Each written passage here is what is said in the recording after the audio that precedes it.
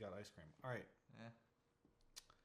It's the start of 2016. I am in the Team Liquid castle right now with an up-and-coming content creator who recently got picked up by them for esports content creation, Locodoco, also known as some as Yunsep Choi. Loco, what's going on with you these days? What up? Um, I've been living life, just Yeah. making content. What's up with you? I've been living life just making content too. It's about the same for me. And that's the interview. We're done. Easy. No, Loco, come back. All right, so you joined Team Liquid and you were like, I don't want to coach. Yeah. Now you're the coach of Team Liquid. Yeah. What transpired in between? The coaching staff we had at the time wasn't adequate, and the org was in a really bad spot. And Steve asked me. I really did not want to coach. Right now, like, I will say if things progress naturally, I never would have coached, but I'm in it. And if I'm going to do something, then I'm going to do it like all the way. I'm like just fully committed. I mean, it's concerning, right? Because I think for a Team Liquid fan, if they hear like their coach doesn't want to be coaching, that might sound, that might make them feel a little uncomfortable. Is that still the case, or are you back into it and you feel really good about it again? In Animorphs, there's a character named Jake. He's their leader, but Yeah, I know. he never wanted to be the leader, but he's the best leader they have. And then he helps them defeat the Yerk Empire. Yeah. And it's sort of like that. Like, you don't want to do it, but like it's like a reluctant push into the role, and then you do a good job of it. Well, at the end of it, Jake goes kind of crazy because he's like torn by the fact that he had to commit all these atrocities and Rachel's dead, Yeah. the person who he really liked. Do you think that that's how things will end up for you? I mean, after we win Worlds, like, I will feel pretty sad, but Yeah. I think I'll live on. I've always thought of you as more of like a Tobias, kind of like stuck in a hawk shape, you know? Tobias? Yeah. I mean, Tobias does get with Rachel, and Rachel is totally my type, so Yeah. that is more me, but yeah. There we go. Not a Cassie type. Yeah, not that big of a fan. And also, like, like, really like Tobias because, like, he doesn't know, like, his parentage. He's not that close with his parents. And then he realizes he's part Andalite. Like, things are cool. Yeah. I mean, sounds about right. I think that kind of sums up that metaphor, you as a person and you as a coach. All right. Actually, your assistant coach just walked by a second ago. A lot of people kind of go in this dual coaching situation, right, where they kind of have this idea of a coach that handles like the inside of the game stuff, and then another coach that handles like the outside of the game stuff. Is that what's going on with you guys, or what does your assistant coach do? So, as of right now, David Lim, our assistant coach, works more with the Challenger team. He used to be the Challenger coach.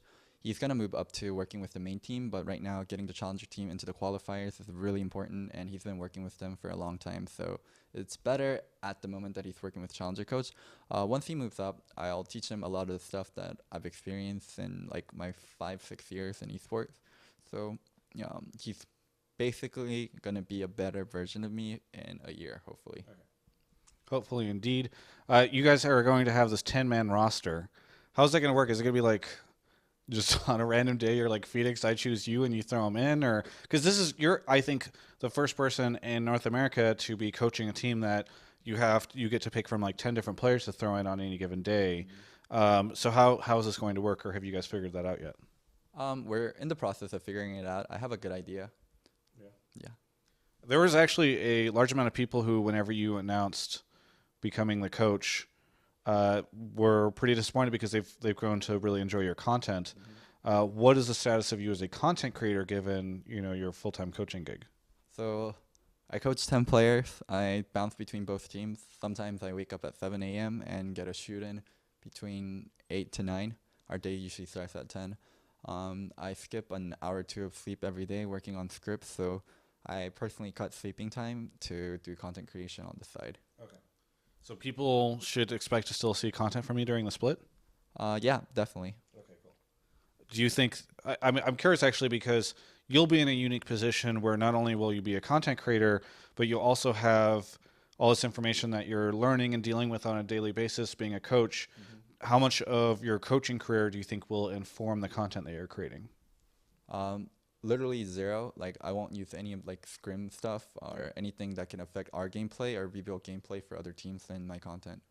What about, I mean, because you like recently you put out a Loco Let's Loose, I think is what it is, on the TSM roster. Uh, Obviously, you're going to learn about the other teams that you're facing. Well, I don't think that you'll be putting any secrets from your scrims into your content, but at the very least, whenever you're doing like an analysis of another team, I imagine at least some of that will be informed by what you learn and think about as a coach. I mean, somewhat, but strategically, like I will release content that doesn't have to do with like the team we're facing at the time. Like if we're playing TSM, like say in it's middle of the season, and I'm not gonna do an in-depth analysis on TSM if we're playing them that week. Yeah. And I feel like LLL is entry level content. It's pretty easily digestible, and it's information that's out there that's nicely packaged into like a fun, upbeat video. So people that aren't on Reddit every day, that aren't following the esports scene super closely, can catch up really easily. So it's not even like super detailed content. So I don't think it matters that much in terms of that. Yeah, I was just interested because I assume that if I was a coach, I assume that my content would be better just from being more well informed on all this stuff. So, or at least that it would benefit from it. Other than that, you have a lot of different personalities on this team. Piglet is someone who I think historically people have considered a little bit hard to tame, especially given how everything started out last year.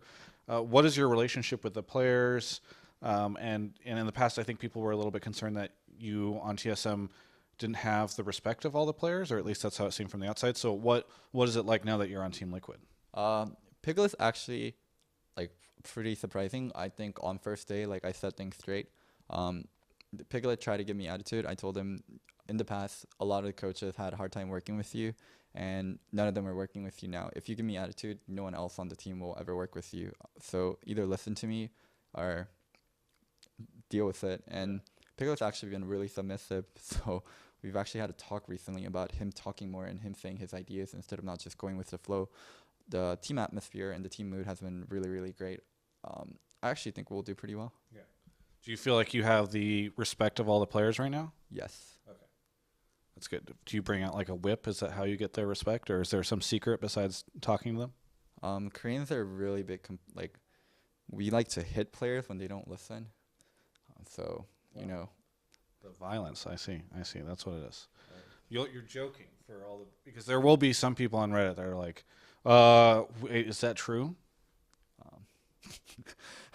Where's the evidence? Oh yeah, where's the evidence? Okay, fair enough. Other than that, Team Liquid very different, I think, from TSM. At least that's how it feels from the outside. Do you feel that way? Has it been weird adapting to being part of this organization? I mean, not really. I think TSM and Team Liquid, the outside image is really different, but like it's just closely knit people working together. Some ways how the org runs definitely is different, but I don't think it's like night and day. Okay. So it's been a pretty easy transition for you. Yeah, pretty easy transition. And even if it was completely different, like if TL was like super corporate or something, like I still think I would have been fine. All right, kind of rounding things out. I know all sorts of people are nervous about ever giving a prediction around how their team is going to do at the start of the split, but how confident do you feel at least going into LCS starting this weekend? I feel pretty confident. We're improving on things really, really fast, a lot faster than I think TL ever has done before. I think this year, TL will do better than it ever has. Okay. Very good. Well, thank you so much. Is there anything that you would like to say here at the end? Maybe you can promote your content. Where can people find all the stuff that you do? Whatever you want to do. Sure. It's on my YouTube channel. Come find it. Go follow me on Twitter and all that good stuff. Very good. What is your Twitter? At Locodoco. There we go. I'll follow you. It's no longer I love Captain Phasma. Oh, that's a title. Yeah. That's not like my what is it? Twitter was always at Locodoco. That's just my title. But you did enjoy Star Wars. Yeah, I love Star Wars. How do you feel about the people who said that it was just a remake of A New Hope? So the whole theme behind Star Wars 7 was everything old is new again. Yeah. So there were a lot of parallels. I really they could have taken it further. They could have developed the characters more. I really like Kylo Ren at first, but he got a little too emo. Okay. It was too Harry Potter and the Order of the Phoenix, like angsty Harry for me. Like I wish like he was more cold and like because the force power that he demonstrated are in extended universe, it's been done before, like stopping lasers and dragging someone's thought from it. Yeah. But it was never done in like the original trilogy or the prequels. Like him being able to do that, like shows like he's like pretty OP. Yeah. I mean, he's Skywalker, bloodline. So yeah, so I thought like he would be like super OP, and then like he went really emo at the end, like really angsty, and I was like, Yeah. Very good. Well, for more coverage of all things LCS and Star Wars, you can check out the rest of our coverage at gamespot.com/LOL.